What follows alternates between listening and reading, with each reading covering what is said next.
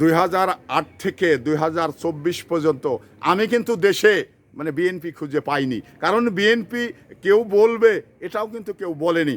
আর এই যে তরুণ মানে প্রজন্মটা গোটাটাই মানে 1 থেকে 16 বছর একটি সরকার ক্ষমতায় থাকায় অন্য কোনো রাজনৈতিক দল বাংলাদেশে ছিল আছে এগুলো কিন্তু জনগণ জানতো না। গুটি কয়েক বিএনপির নেতা কর্মী থেকেই আন্দোলন করেছে। আমি কিন্তু মানে টোটালি যে আজকে কিন্তু বিএনপি ক্ষমতায়, তাহলে কিন্তু ভোট নিয়েই ক্ষমতায় গিয়েছে। কিন্তু এই 2008 থেকে শুরু করে 2016 পর্যন্ত মানে 24 পর্যন্ত আমি কিন্তু বিএনপি খুঁজে পাইনি। আর পেলেও হাতে গোনা কয়জন, আর বাদ বাকি সবাই আওয়ামী লীগ। কারণ আওয়ামী লীগের সঙ্গে মিশে রয়েছেন, যুবলীগের সঙ্গে মিশে রয়েছেন, আপনার ছাত্রলীগের সঙ্গে মিশে রয়েছেন। কারণ তরুণ প্রজন্মটা আপনার এই 15-র পরের থেকে যে 26 বা 27 বছরের যে মানুষগুলো তারা কিন্তু টোটালটাই আওয়ামী লীগ মানে ছাত্রলীগ হয়েছিল।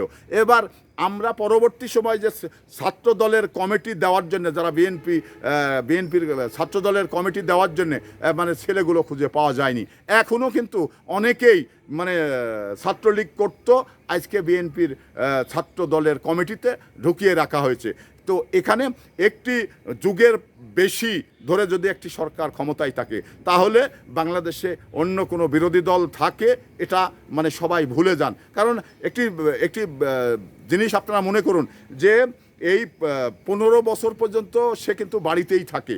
একটা ছেলে 15 বছর পর্যন্ত সে বাড়িতেই থাকে, 15 বছরের পর থেকে সে বাজারে যাওয়া শুরু করে।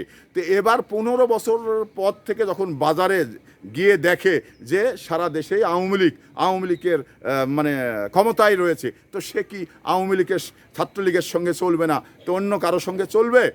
এটাই তো স্বাভাবিক। তো এই জন্যেই দীর্ঘ সময় ক্ষমতায় আওয়ামী লীগ ছিল, যা বিএনপি বলে আমি মানে গুটি কয়েক লোক ছাড়া মানে আর পেতাম না। কারণ বিএনপি বলার লোক হাতে গোনা কয়েকজন ছিল, সবাই কিন্তু আওয়ামী লীগের সঙ্গে মিশেছিল বিভিন্নভাবে।